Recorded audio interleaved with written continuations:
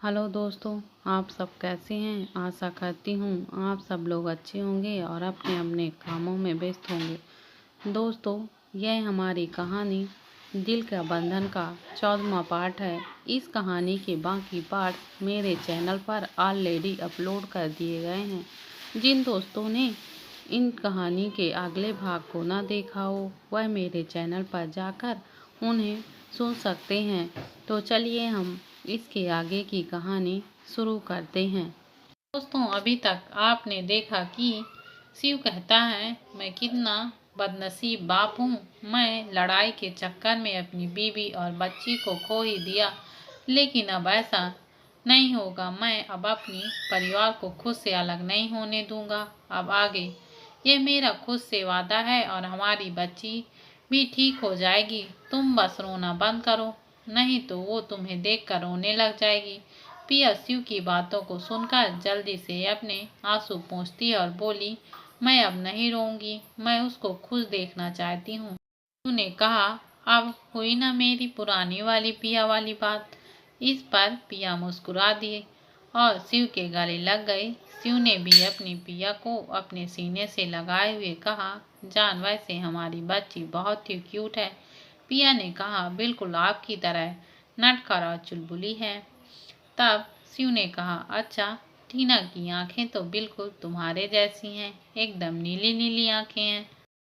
भी उन दोनों को कहती है, हो गया हो तुम दोनों का तो कुछ खा लो। पिया ने कुछ नहीं खाया, आज उसका व्रत था। शिव यह सुनकर जल्दी से पिया को खुद से थोड़ा दूर करके डांटने वाले आवाज में कहा, जान तुम अपने ऊपर ध्यान क्यों नहीं रखती हो। एक बच्चे की माँ बन गई हो लेकिन अपने शरीर का ध्यान बिल्कुल ही नहीं रखती। पिया मासूम सा चेहरा बनाकर कुछ नहीं कहा और शिव की डांट को सुनती रही। फिर बोली, अब आप हमारा ख्याल रखेंगे और हम आपकी बच्ची का। शिव मुस्कुरा दिया और कहा, बहुत स्मार्ट हो गई हो, अब चलो टीना को भी तो संभालना है। यह कहकर तीनों कैंटीन एरिया में चले गए और शिव ने पिया के मनपसंद चीजों का खास ध्यान रखकर उसके लिए सभी चीजें ऑर्डर किया। शिव, पिया और निवी तीनों बैठकर खाना खाने लगे। कुछ देर बाद एक नर्स आई। पिया से बोली, टीना को होश आ गया है और वह बहुत ही रो रही है। पिया शिव खाना वाना छोड़कर जल्दी से टीना के कमरे की तरफ चल दिए। पिया शिव जब टीना के कमरे में आए, जहाँ पर टीना बहुत रो रही थी और मम्मा मम्मा चिल्ला रही थी, पिया जल्दी से टीना के पास आई और सर पर हाथ रखकर बोली, आ गए हैं हम, अब तुम्हारे पास ही हैं। टीना ने अपने मम्मा को देखा तो तुरंत पिया के सीने से लग गई और कही, मम्मा मुझे दर्द बहुत हो रहा है। पिया ने कहा, कुछ नहीं होगा बेटा, अभी दर्द तो ठीक हो जाएगा, फिर मैं आपको एक दवा दूंगी, उसी खाने के बाद उसे दवा दूंगी जिससे आपका दर्द छूमंतर हो जाएगा। टीना रोते बस बातें पिया की सुन रही थी। शिव अपनी बेटी को ऐसे तड़पता देखकर उसके दिल में बहुत चुभन हो रही थी, क्योंकि उसकी बेटी बहुत दर्द में थी और वह बर्दाश्त नहीं कर रही थी। जो शिव देख नहीं पाया और वह वार्ड से बाहर निकल आया। पिया बस उदास चेहरे के साथ शिव को बाहर जाते हुए देख रही थी, लेकिन कुछ नहीं कह पा रही थी, क्योंकि वह जानती थी और वह भी अपनी बेटी को ऐसे हाल में देख नहीं पा रही थी। शिव के साथ ऐसा ही हुआ था। आज उसकी आंखों में पहली बार आंसू आया था, जो पिया ने देख लिया था। टीना ने दर्द में कहा, मम्मा दर्द हो रहा है। पिया ने अपनी बेटी के सर को बाल सहलाते हुए कहा, अभी ठीक हो जाएगा। टीना ने तोतली आवाज में कहा, पापा पापा मम्मा। पिया ने कहा, टीना तुम्हारे पापा अर्जेंट काम से बाहर गए हैं, तुम सो जाओ। टीना अच्छे बच्चों की तरह पिया का हाथ पकड़े हुए सोने लगी। शिव टीना के वार्ड से बाहर निकलकर कॉरिडोर में आया और दीवार से टेक लगाकर कहा, भगवान ऐसा मेरे साथ ही क्यों होता है। पहले आपने मेरी फैमिली को अपने पास बुला लिया, फिर पिया मुझसे दूर रही, अब मेरी फूल सी बच्ची को भी, लेकिन इस बार मैं आपको, मेरी बच्ची और पत्नी को खुद से दूर नहीं जाने दूंगा। यह सब बोलते हुए शिव के आंखों में आंसू आ गया था। शिव ने कहा, शायद मेरे ही पाप हैं जो मेरी बेटी को भुगतना पड़ रहा है, लेकिन अब नहीं, मैं अपनी बेटी को और अपनी पत्नी को ऐसे तड़पता हुआ नहीं दे सकता। प्लीज भगवान जी, सबको जल्द से जल्द ठीक कर दीजिए। वह अभी बहुत छोटी सी है, इसके बदले तो उसके सारे दुख मेरे को दे दो। मैं सब ले लूँगा, लेकिन मेरी बच्ची को नहीं। प्लीज भगवान, उसका दर्द दूर कर दो। अमन यह सब सुनना और देख रहा था, क्योंकि उसका बॉस आज रो रहा था। वह भी अपने आप को इतना कमजोर समझ रहा था, जो उसने आज से पहले कभी नहीं देख सकता था। हाँ, वह तो यह जानता था कि वह अपनी पिया से बहुत प्यार करता था।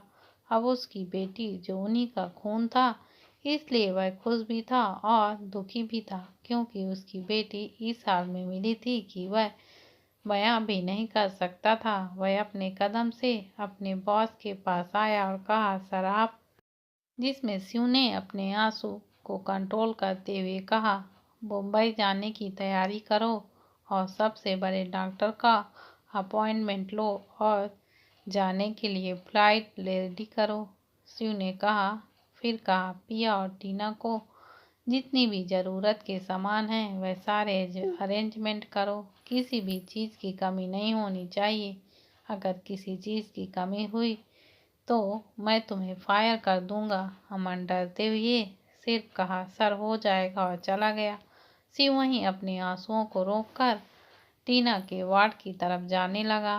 शिव अपने कदम गेट के पास आया तो देखा पिया टीना को सुला रही थी और टीना भी अपनी माँ के हाथ पकड़कर आराम से सो रही थी। शिव दरवाजा को खोलकर अंदर आया तो पिया ने उसे शांत रहने का इशारा किया। शिव मान गया और धीमे कदमों के साथ शिव भी टीना के बेड के पास आया और टीना के छोटे छोटे हाथों को अपने हाथों में लेकर कहा, सॉरी बच्चा, यह शायद मेरी वजह से हो रहा है। मेरे पाप के गुनाह तुम्हें भुगतना पड़ रहा है। पिया ने जब यह सुना तो वह टीना को अच्छे से लेटाकर शिव का हाथ पकड़कर अपने साथ कॉरिडोर में लाई और पूछा, आप रो रहे थे ना? जिससे शिव ने कहा, हाँ, आज पहली बार इतना लाचार महसूस कर रहा हूँ। मुझे अपने आप पर बहुत गुस्सा आ रहा है, क्योंकि मेरी बेटी यहाँ पर है और मैं कुछ कर नहीं पा रहा हूँ। शिव की इन सब बातों को सुनकर पिया ने कहा, आपकी इसमें कोई गलती नहीं है। जो होना होता है वह होकर ही रहता है। हमारी बेटी तो ब्रेव है, वह सारी कठिनाइयों का अच्छे से डटकर सामना करेगी, जैसे आप करते हैं। पिया यह कहकर शिव के गले लग गई।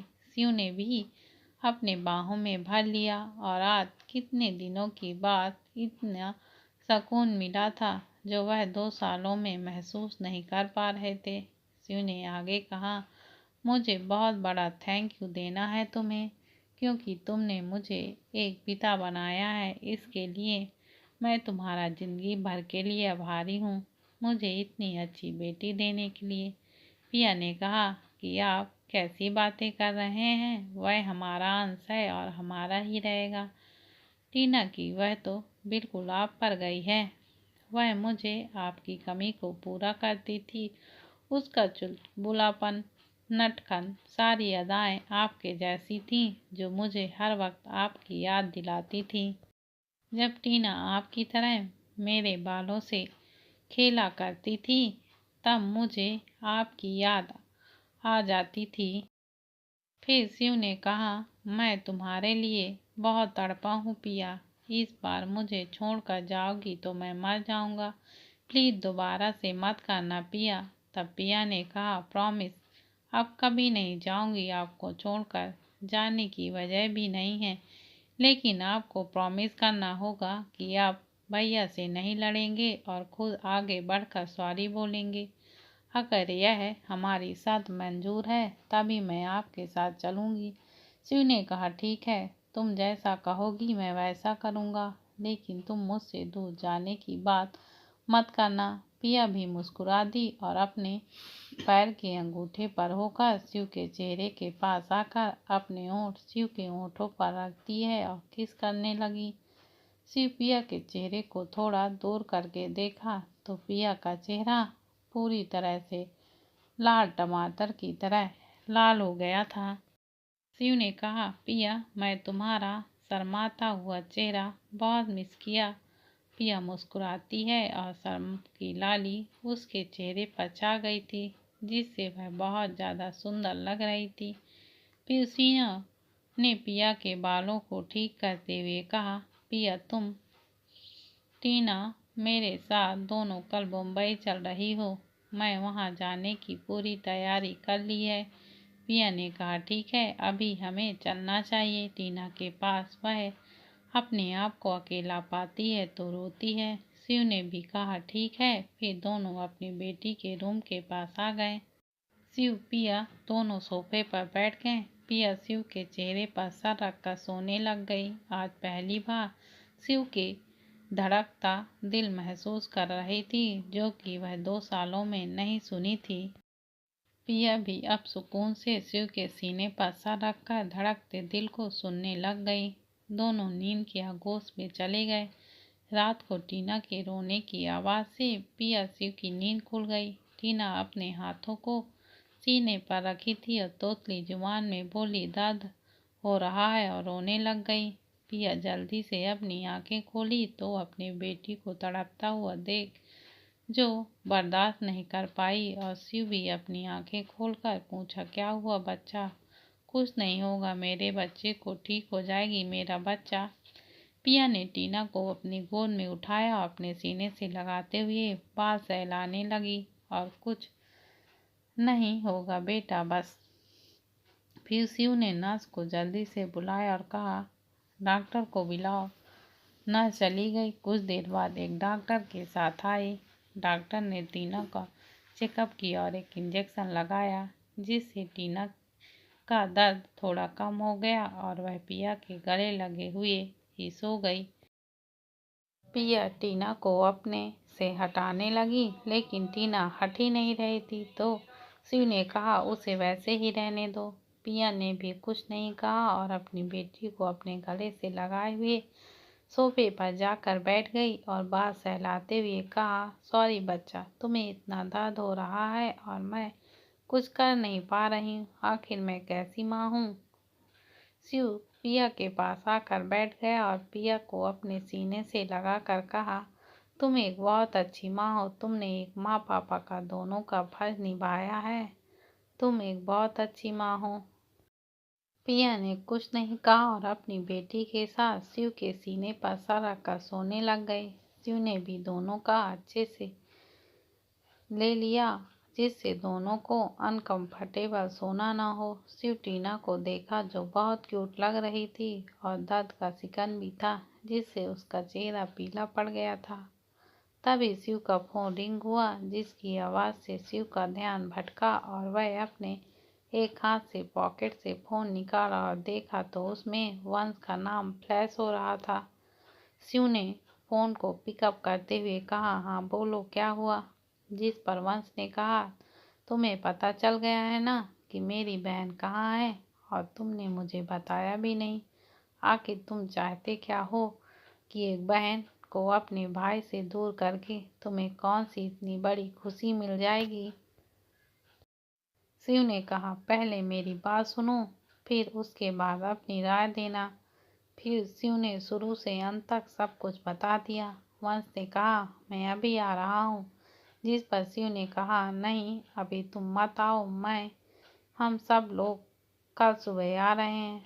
तुम बस हॉस्पिटल और सारे अरेंजमेंट करवा दो। मैं अपनी बेटी को अच्छी फैसिलिटी देना चाहता हूँ। तो वंश ने कहा, वह मेरी भी भांजी है और मैं भी कर सकता हूँ। शिव ने कहा, तो ठीक है, कल का इंतजाम करो। यह कर शिव ने फोन को कट कर दिया। सोती हुई पिया और टीना को देखा तो दोनों को फोरहेड पर किस करके कहा, और तुम दोनों मेरे साथ ही रहोगे, मैं अपने से दूर नहीं जाने दूंगा। और फिर नींद के आगोश में चला गया। सुबह शिव की आंखें खुली और पिया और टीना को देखा जो सोते हुए बहुत क्यूट लग रहे थे। पिया को देखकर यह भी नहीं लग रहा था कि वह एक बच्चे की माँ है, बिल्कुल एक बच्चे की तरह सो रही थी। और टीना पिया के सीने पर अपना सर छुपाए हुए थी।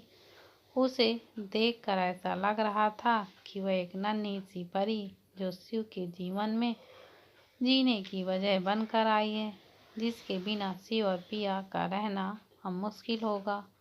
शिव ने दोनों के फोरहेड पर किस करके पिया के सीने से छुपी टीना को आराम से अपने गोद में उठाया और बेड पर लाकर ठीक से लेटा दिया और पीछे पिलो लगा दिया जिससे टीना गिर ना जाए। फिर वह रूम में बने वॉशरूम में चला गया। रूम बहुत लग्जरियस था। यह स्पेशल टीना के लिए ही करवाया गया था। शिव गया, फ्रेश होकर कुछ देर बाद आया। तब तक पिया की भी आंखें खुल गई थीं और वह अपनी नीली आंखों को खोली और अपने सामने शिव को देखा तो उठकर खड़ी होकर उसके पास आई और उसके गले में अपने हाथों का हार बनाया था और गुड मॉर्निंग कहा तो शिव ने भी गुड मॉर्निंग कहा। शिव ने पिया से कहा, तुम जाके तैयार हो जाओ, हमें यहाँ से जाना भी है। पिया ने कहा ठीक है और शिव की पकड़ से छूटकर सीधे वॉशरूम में आ गई और चेंज करने लगी। उसने देखा उसके लिए पहले से ही वहाँ एक बहुत सुंदर सी ड्रेस रखी हुई थी। पिया मुस्कुरा दी क्योंकि वह जानती थी यह शिव ने किया था और वह जल्दी से चेंज करके वॉशरूम से बाहर आई और देखा कि टीना अभी तक सो रही थी और शिव मोबाइल में कुछ काम कर रहा था। पिया शिव के पास आई और कहा, आप चलिए, मैं टीना को लेकर आ रही हूँ। शिव ने कहा, नहीं, मैं खुद टीना को ले लूँगा और यह कहकर टीना के बेड के पास आया और सोती हुई टीना को अपनी गोद में आराम से उठा लिया जिससे टीना की नींद ना टूटे और उसे दर्द भी ना हो। शिव यह सब बहुत आराम से कर रहा था क्योंकि वह नहीं चाहता था कि उसकी बेटी को दर्द हो, इसलिए वह बहुत आराम से अपने गोद में केयरफुली उठाया। पिया यह सब बड़े गौर से देख रही थी और बहुत खुश थी क्योंकि वह शिव की आंखों में एक पिता बनने की इच्छा को देख रही थी। पिया बहुत खुश थी और वह जल्दी से शिव के पास आई और अपने सर को शिव के सीने पर रख ली और कहा, मैं बहुत खुश हूँ। शिव ने अपनी बेटी और पत्नी को आराम से अपने सीने पर लगाया हुआ था और शिव ने कहा, आप चलें। पिया ने बस हाँ में जवाब दिया और दोनों कमरे से बाहर आ गए और हॉस्पिटल से बाहर आने लगे तो गॉड ने कार का गेट खोला और शिव अपनी बेटी टीना को लिए कार में बैठ गया और देखने लग गया कि कहीं टीना को चोट तो नहीं लगी। लेकिन टीना बड़े आराम से शिव के गोद में सो रही थी। पिया ने कहा, आज पहली बार टीना के चेहरे पर खुशी देख रही हूँ। टीना हमेशा आपके बारे में पूछती थी लेकिन मैं कुछ जवाब दे नहीं पाती थी। आखिर क्या जवाब देती कि आपको किस लिए छोड़कर प्रयागराज आई। कुछ ही देर में दोनों प्रयागराज के एयरपोर्ट पर थे। अब तक निधि भी एयरपोर्ट पहुंच चुकी थी। पिया ने निधि को देखा तो पिया निधि के पास खड़ी हो गई। निधि ने कहा, अब तुम जाओ अपनी पति के साथ और इस बार अलग मत होना, चाहे कुछ भी हो जाए, क्योंकि अब तुम्हारे पास तुम्हारी बेटी भी है। पिया ने कहा, हम साथ आए थे तो हम साथ ही जाएंगे।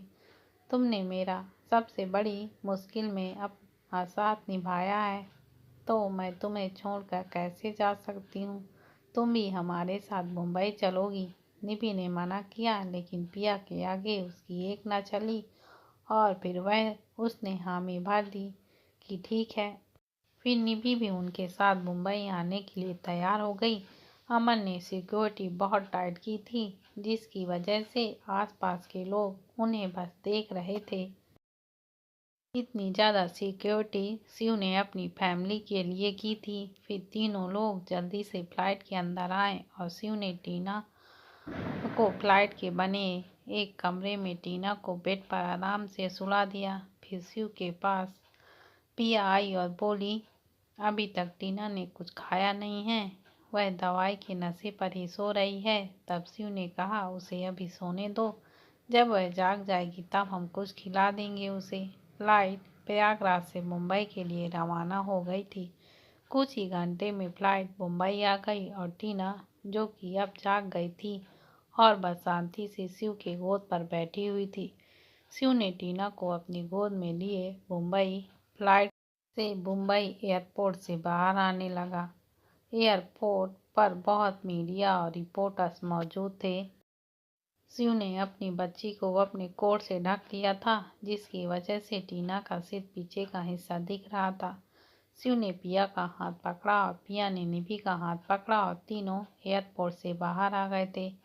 आसपास के बीचों बीच मौजूद मीडिया रिपोर्टर तस्वीर खींच रहे थे। अमन उन सबको हटा रहा था और गार्ड भी थे। शिव पिया को लेकर एयरपोर्ट से बाहर आया और कार में बैठाया। फिर कुछ देर बाद वह तीनों टीना को लेकर अपने घर के लिए रवाना हो गए। घर पर ही शिव ने टीना के लिए डॉक्टर्स और सारी फैसिलिटीज मंगवा ली थी, जिसकी वजह से टीना को कोई तकलीफ ना हो। वंश और काव्या भी शिव के घर पर मौजूद थे। काव्या अपनी बेटी को देखने के लिए बेकरार थी और सबसे ज्यादा वह अपनी बेटी को देखने के लिए